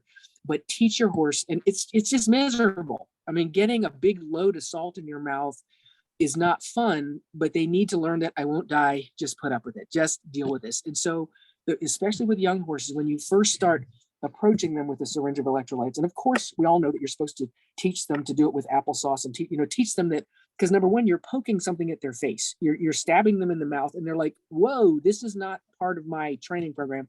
So teach them that, and I don't care whether it's honey, molasses, or anything like that, teach them that they want to come for that syringe, open their mouth and say, please. And then, so when you switch to electrolytes, they're not automatically backing up saying, I don't know you. So this is something you need to practice at home, because the first year is terrible. The first year, you just wear so many electrolytes. And with our new horses now is we're like, okay, we've got 3 checks here. So how many electrolytes do we need to send to each check? And then you always double that, because they're going to spit out the first one. That was only $11 or whatever. And then you're going to give them the second one. So teach them to take the electrolytes at home, or to at least become comfortable with the syringe in their mouth at home. So at least when you're at the ride, you can try to help them by getting some of the electrolytes near their body and not just on it. What Sonia was talking about is containment, horse containment. And I just cringe every time we come to the ride, the day before the ride, and people are trying to set up and they say, I've never put him in electric before. And how many times have people not been able to figure out their charger because they never used it? This is not the time to practice your containment. So they set up their electric fence, because we are all basically competent at doing that. But then it involves a battery and a charger and hooking it up to the fence. And people are wandering around, and I don't know how to do it because I don't use electric. And I usually tell people, ask her, she knows what she's doing. But this is not the time to practice your electric. And again, Kathy had a little Welsh thoroughbred, and we said, well, we're going to teach Juice how to do electric. So we went out in our big pasture, and we just made a little electric, paddock out there, and we put her in there. And she was a fox hunter, and she took one look at, got this, and she cantered this perfect circle and jumped out without even batting an eye and left. And luckily she was inside her pasture, but they don't automatically stay in electric fence. And then if you have a horse who's not used to electric, when they touch it, they explode backwards, run through the back of it, pull the entire electric thing out, run through camp, destroying everybody else's electric fence. So teach your horse at home, whether you have to go behind the barn somewhere where it's not used to, whether it's separate from its friends, but teach your horse at home. So we use high ties because high ties work for me. If I had a horse who didn't work for high tie, I would carry corral panels with me, but practice this at home. Make sure you know how to set it up, and make sure you know that the horse has been in there and will stay in there. Don't do it for the first time. You don't even have to go camping. You don't have to say, oh, I don't have time to take my horse to Patapsco and set up a pen. Just do it in your backyard. Do it in your friend's backyard. Do it somewhere, but practice at home. So when you get there, you know exactly what to do. Yep.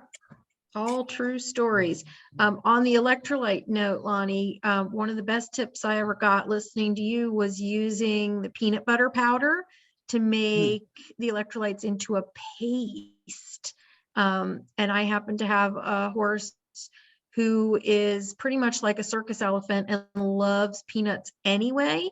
So that peanut butter powder goes down really, really nicely. Okay, Lonnie, you were going to talk about these photos because most of them are you doing other stuff. Well, I do have to brag, is the bay horse in the upper left corner and the near top corner and the bottom. He's my 100-mile horse, and he's now retired into fox hunting. That's what he does all the time. But he finished 65 out of 66 rides, and he's still doing. He retired when COVID hit because I'm like, I'm not leaving you aside. So he started doing other things. But the point of doing other stuff is to the benefits for the horses is most of our endurance horses go in a straight line. They go in a straight line and you go in a straight line. So you're sort of a lateral moving kind of thing. You're kind of stiff. You're not used to bending. You're kind of used to wheeling out on the turns, and you're a little bit heavy on the forehand. And so you're not using your body to the best of your ability. Is that as Terry was saying, gaits are critical. You can have a terrible walk, and you may or may not get better out on the trails. But if you go in a ring or you start doing dressage or you do something, you have to. So again, this new horse I got in May, and I love him dearly, but when he came, he had an absolute abysmal walk. It was probably 1 mile an hour. I mean, it was just, and I couldn't flip the switch in his head. He was just like, no, this is my walk. And he had sort of an unbalanced trot in this like square wheel canter. And I could probably put him on the trail till I was blue in the face, and he wasn't going to change a whole lot. So I put him in the ring with this little young lady on the bottom left corner or the bottom right corner. And he learned, so when you go in the ring, your gaits will be dramatically improved. You're going to learn to march at the walk. You're going to learn a lot more balance, because if you take your horse and riding in a ring, just shoot me now. I mean, if I've gone around a ring once, I have been everywhere there is to be. That's not my thing. But so I get other people to do it. But they is if you have to ride in a ring and you don't even have to jump, you even if you just do poles, if you keep at it, you will learn, especially if you have lessons from a professional is brilliant, but you will learn actual steering. You will learn how to use the entire ring. If you want to make a circle, say you're riding in a group now, so there's 10 of us going out on a trail ride, and we do this hunting all the time, is that your horse is walking too fast or it's not fussing. So you try to make a circle. If you tried to make a circle, you could not make a circle. You would make sort of a triangle. You would turn him to the right, and then he keeps wanting to go with the rest of the group, and you turn, and so you finally, and then as soon as he starts to make the turn, he makes a straight line back to the group. You're not making circles. You need to practice making circles, because that teaches your horse to bend. So when you're going through the trees, you're not stiffing around the trees. You're using your whole body. You're bouncing on your hind end. You're using you're getting core. I mean, we spend all our time worrying about our core. The reason you as a human needs a core is when you're going down a hill, you don't want to be flopping and banging all over the place. You can have all the quads in the world, but you've got to get your core strength up so you can support your horse and not be banging around on it. They need a core too. The way they really improve their core is by cantering and galloping. I mean, that's how they work on their top line, and they work on their core. But if you do things, so for us fox hunting, so we fox hunt 2 days a week, and the endurance horses go out there, and it makes them so much lighter. It really improves their canter. It teaches them to do what you call transitions. They can canter stop, gallop stop, and it makes them much lighter and much more forward. So now when I take my guy to the South Mountain ride, I'm thinking, holy cow, he's only been hunting for 2 months now, but he's got this fabulous walk. Where did this come from? It sure didn't come from me. It came from the little girl who's been fox hunting him. But you get roundness, you get core, you get using your body, and so you get so much more horse. This horse in the middle is a 100-mile horse. Her name is Fluffy. You may not know her. Dawn Hilliard used to ride her in hundreds for us, and she's now she's just eventing because she's got too much boing. She's got too much suspension. But every single horse, this is her first dressage test when she was 4 years old. But it makes them again so much more responsive to your hand. You're not just being dragged around by the gums. And so if you do endurance, you got to admit most of us ride with our feet on the dashboard and bracing because our horses are dragging us around because they're Arabians. And you can do so much better than that, which will allow you to go for so many more hours. So when you take lessons, I mean, how many times have you guys, and some of this stuff can't be corrected, but how many times have you guys been riding down the trail and the person in front of you is way off to the left or way off to the right, and you just cringe? And luckily, most of the people who do this are tiny people. I mean, most of the people I see this with there's probably 98-pound people, but you just cringe because you're thinking this horse is trying very hard to do a good job, and half the weight of the rider is hanging off the left side or hanging off the right side. So if you take lessons, and you don't have to be good at any of this, you're not going to win. You're not going to turn your horse into a successful fox hunter unless you have years to do it.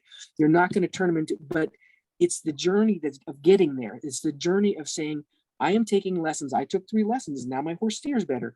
But it's the saying, when I ask for a canter, my canter departures are very good now, rather than saying, I just started really fast on the trail until he finally fell into a canter.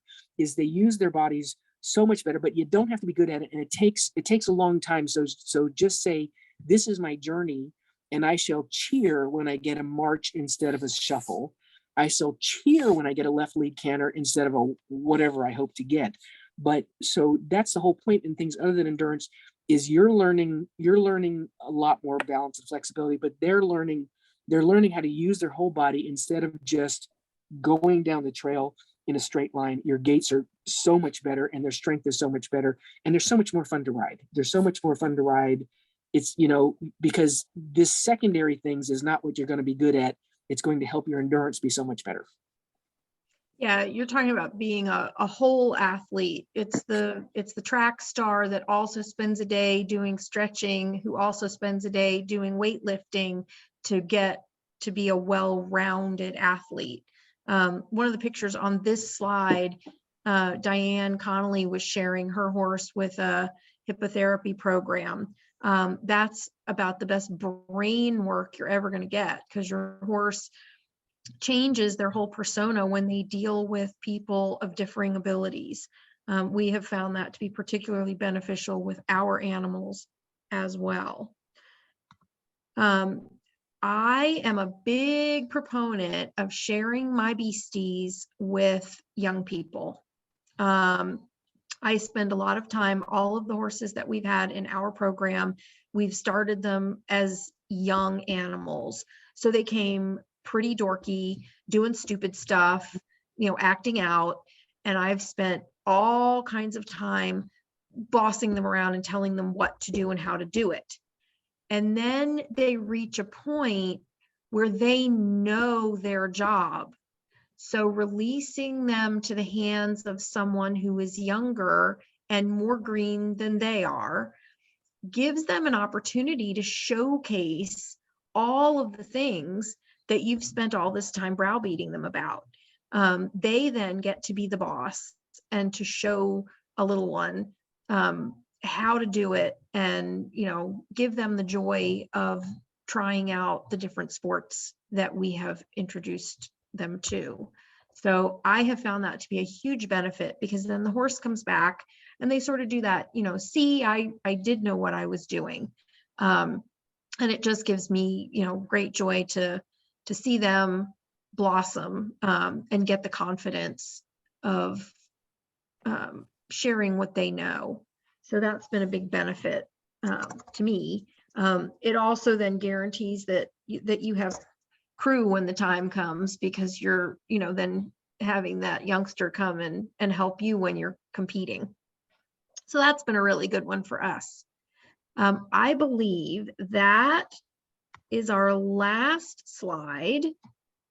Lisa, do we have any questions or chat? This is the opportunity that you guys have. If you want to put any questions in the chat for anybody on any of the topics or something we didn't cover, by all means, type it in the chat and we'll take care of it now. Yeah, at this time, we do not have any questions in the chat, but as Terry said, if you have a question, absolutely feel free to ask these guys. They're a wealth of knowledge. So I think everybody should tell our people one thing to take home with them, and one thing is going to be go get a stethoscope. So what is because even though you don't think you can use it, they're so easy. When we have our clinics, we do an extra clinic up at Muckle Rats, and you just take the person's hand, say, put the stethoscope in your ear. I take your hand, I show you where to put it, and you're like, oh my gosh, I have it. So that's my take home message. Do you have a take home message, Terry? Oh man, there are so many. I think one of the big things that I want people to know is that there is no way that you are going to show up at your first event knowing everything you will need to know. 20 years from now, you will not know everything that you will need to know. You can ask 5 people and get 25 answers, which will confuse you even more. So the key is approaching this sport with an open mind, open eyes, open heart, and a really good sense of humor. We always say, like, if you don't die, we're just going to laugh about it, because everything that happens is an opportunity to learn, an opportunity to grow, an opportunity to figure out, well, I'm not going to do that again. So just realizing that the information is out there, just be open to it, and just keep exploring it. I hope that the takeaway that people get from this off-season ideas is, instead of grumbling, oh, it's too cold, it's too wet, it's too snowy, is walking away from this realizing how much that you can do in prep for the season, whether it's getting yourself in better shape. One thing that didn't really get covered is that purposeful downtime with your horse. It's a good time to just rebond with your horse and have fun with your horse, especially if you've had a really heavy season. Even if it's going out and, going in the playpen or the round pen and playing at liberty and trying to get that horse to connect to you because they want to be with you. So hopefully the takeaway is there's so much that you can do in the off season to prepare for the season. And I actually want to share one that was an unexpected benefit. The year we had the 2 Snowmageddons back to back, most of us probably, or a lot of us were, oh my God, I can't ride, I can't get the horse ready. Every day I jumped on that Morgan you saw doing the hippotherapy bareback, and I walked my 10 acres, making a new path every day I did it. And she was the herd leader, so the others followed in suit. The key was I made a new path in that 2 foot of snow every day. I started my season down at Sand Hills and some other southern rides that are sand rides, and I top 10 those rides at the beginning of the season. I was so shocked at what great shape she was in from just walking in that deep snow. We do have one question. The participant asked, they've got a goal ride, they've got a sort of fit horse. How do they start making a conditioning plan? So what I look at is what the goal ride is and how far away it is. So for me, I'll just put it out there, my goal ride is the Biltmore, which is in May. So I look at how many weeks is it between now and my goal ride. And then I try to make sure that I'm doing at least half of the distance of the goal ride at a halfway point. And then, kind of keep subdividing and keep subdividing. I hope that makes sense. So you want to make sure that if your goal is to do, let's say 25 miles in March, then you're going to subdivide your time and make sure that your workouts build up to about a 12-mile workout by the time you are halfway to that first ride. That's the way I would do it. Now, here's my ask a question and get 25 answers. I guarantee that Diane and Lonnie might approach it and Sonia might approach it a different way. And I think you're absolutely right, Terry, because the things we always worry about is the conditioning, is will he be ready? And if you wanted to do a 25-mile ride on March 15th, probably most of these horses could go out right now and do it if you were slow and careful.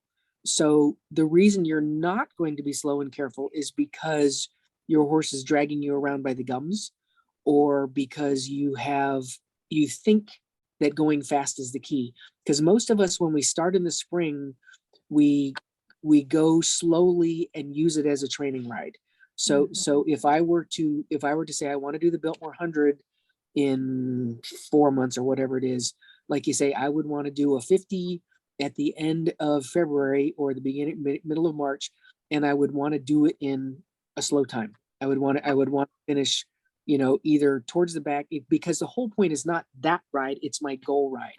So, Yes. and if I can't do that, if I'm going to be, number one, he won't eat. Number two, he trailers badly and he gets there and he's shaking and sweating and he won't eat when I'm there and I have trouble getting on him, blah, blah, blah, then it's no fun. It's no fun. So what you want to do is say, okay, my goal ride is, maybe I want to do Foxcatcher. Okay, so Foxcatcher is fairly realistic because that's at the beginning of April. So that's 3 months away, something like that. And so you want to, if you're going to do the 25, then as she says, by the beginning of March, you want to be able to do a fairly steady 12 to 15 mile ride, but have fun doing it. It's early in the season. Don't say, I'm going to set my watch and I'm going to check off each mile marker as we do it. Just say, I want to do 12 miles in about 2 hours. That's cool. And then you think, well, now I have, since you have 6 hours to do this ride, I now have 4 hours to do the remaining 13 miles. I can do this. I can relax a little bit and need to make sure I've covered all my bases.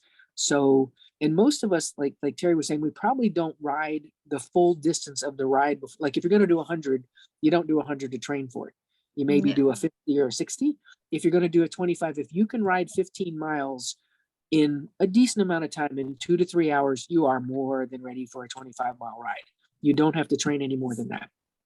Correct. And if you, at the end of that training ride, if your horse dives into a big bowl of mash and you can walk upright with a smile on your face and carry on a conversation, then you both are, fit and happy to go a little bit further for the next distance. And I'll say that when I was working and was a school administrator and really only had weekends to train, when I had a goal ride, I often used earlier rides as training rides. Absolutely. I entered that ride strictly for using it for training and for teaching the horse to pace and to get it in better shape. I didn't go enter that ride to top 10. My goal was to complete, but I was using either that terrain or the distance to get me or help me get ready for that goal ride later in the season, because I didn't have the time to just do training rides until the horse was ready for that ride. Well, and to that note, the goal ride, the goal is to complete. I don't ever show up at an event and say, I am going to win. I am going to top 10. That is never where we're at. We're always looking to finish. We all get the same t-shirt. So, my horse doesn't care if he gets another t-shirt. So we're just looking to go out, have a great day together. And if we're doing better on this event than we did on our last one, then it's a really good day. So that whole racing mindset, competition, I've got to win, I've got to go fast, is the best way to fail. We have another question. How do you plan for travel time with conditioning? Most conditioning will be done at or close to home. So how do we, quote unquote, condition for that trailer ride, for say a 5-hour trailer ride to and from that ride? And then the question comes from a person who's new to endurance and they hope to get their horse to the first ride this season. I want to answer that one. I think that I'm pretty sure that when horses get on a trailer, they don't count whether it's a 1-hour trailer ride or a 10-hour trailer ride. I think when they get off, their description is, I got on, we drove, I got off. And I don't think they say, oh my God, it was the most exhausting thing I've ever done. I think they just say, I got on, I got off. So if you're doing all those close trailer rides, then your horse will already be totally cool with getting on the trailer. I get to go do something fun. I eat some hay on the way back. The thing is, if you probably everybody says different things, because some of the things you read say don't feed a lot of food when you're on the trailer because whatever. We stuff our horses on the trailer because we want it to be the most fun part on the planet. And they go on the trailer wondering what alfalfa is there today. But so I think that what we find with our horses is that until they're used to long trips, until they're used to traveling, and your horse is going to be used to it because you're doing close by ride. So they're like, yep, on the trailer, yep, got there, got off. I mean, they don't care about that. But until they get used to that, when they're looking out the window, they might not eat or drink for the first probably 2 hours. They'll stand there sort of bug-eyed looking out the window and looking at their friends and wondering what's happening. And they might not eat or drink. And then after a while, they're like, well, I'm hungry and thirsty. And they start to eat and drink. And so, and of course, the only way the horses can drink is that if they stop and offer them water. And so don't be surprised if you do that and they don't drink. Just do not be alarmed, because initially what I would say, a 5-hour ride is, and what they quote, they say, is that driving in a trailer, assuming you're a decent driver and not a maniac, is that the effort of driving in a trailer is similar to the effort of walking, is a brisk walk, a decent walk. So if you drive for 5 hours, it's as if you rode your horse at a walk for 5 hours. So then when you get off, you need to make sure they have water right away. They have wet food right away, because you just rode your horse for 5 hours and now it's a little bit thirsty, it's a little bit dehydrated, and its guts are a little bit slower. So you need to rehydrate it once you get off. But you'll be totally fine, because the horse is like, got on the trailer, got off, whatever. And they don't worry about the length of it. You also have the, you got to combine all of everybody getting fit. So if you're hydrating properly, you're not going to make it 5 hours without having to pee. So we usually end up making those stops every 2.5 to 3 hours, which is a built-in break for the horse. So, you pull into the truck stop, you jump out, you give them their little snack, or you give them, like really, really wet something. So it's mostly water, or we've got a couple of our guys will just drink out of a bucket at this point. And then you run in and you do your business and you come back out and they have finished whatever you gave them, and then you can keep right on going. So if you're hydrated, that will prevent you from driving longer than the horse needs to go without a break. I used to travel. I was really lucky a long time ago, before most of you were born, but I was able to travel with Becky Hart and Judith Ogus. I guess it was back in 99 and 2000. And they let me come out, and they were and are world champion riders, and amazing endurance riders. And I was so surprised, because we would load the horses on the trailer and then they would drive. And at every 4 hours, they would look at their watch and say, it's been 4 hours. And they would pull off the road, and it could be at a Texaco station, or it could be at a rest area, it could be anywhere. But they were very strict about this, is that they would pull the trailer off the road. And then if we had 4 horses on the trailer, they would set out 4 buckets of water along the side of the trailer, and they would set out 4 buckets of mash, of very wet food. And the horses were programmed to get off and be tied to the side of the trailer, and they would drink the water and inhale the bucket of mash, stand for about 10 minutes, get back on and go again. And I'm not kidding. We did this at gas stations, and I was just like, I'm keeping my mouth shut. But I was so impressed with this. And when they got to where they were going, they were completely hydrated. They could go out there and win the next day without batting an eye, because they were so hydrated. It's because I get off the trailer, where's my bucket? I drink it, I eat it, I get back on, I'm good. And so they were ready to compete. They didn't have to recover, because you'll hear people say, well, he didn't do well, I think he started dehydrated. So that is going to happen. Your first few rides, you have to train for it. They're babies. If you go to your first ride, your goal is, the hardest thing to do is get to the start line. The ride has nothing to do with it. The hardest thing you're going to do is actually manage to train your horse to get your tack there, to get the trailer there, and to get there. If you start the ride, you have done 90% of the work. The ride is nothing. And you do the ride, and your horse eats and drinks, and you're so impressed, and you're so totally flabbergasted that everything worked. But the hardest thing to do is to say, on your mark, get set, go. After that, you got it made. Yep. True story. And that's where taking this time of year to make your plans and to check your boxes and to practice all the things. That's what we're here for. To reflect and think. Yeah. I would often consider getting to a ride as a win. Yeah. Truth.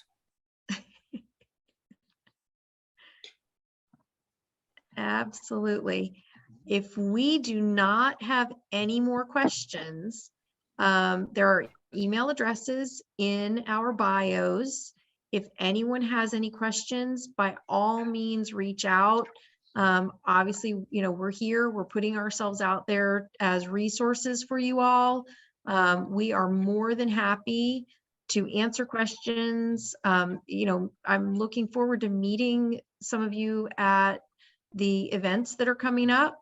And I hope you will all take the time to seek us out, because we love having new people in our world. So thank you for coming tonight. We appreciate you. Thanks, everybody.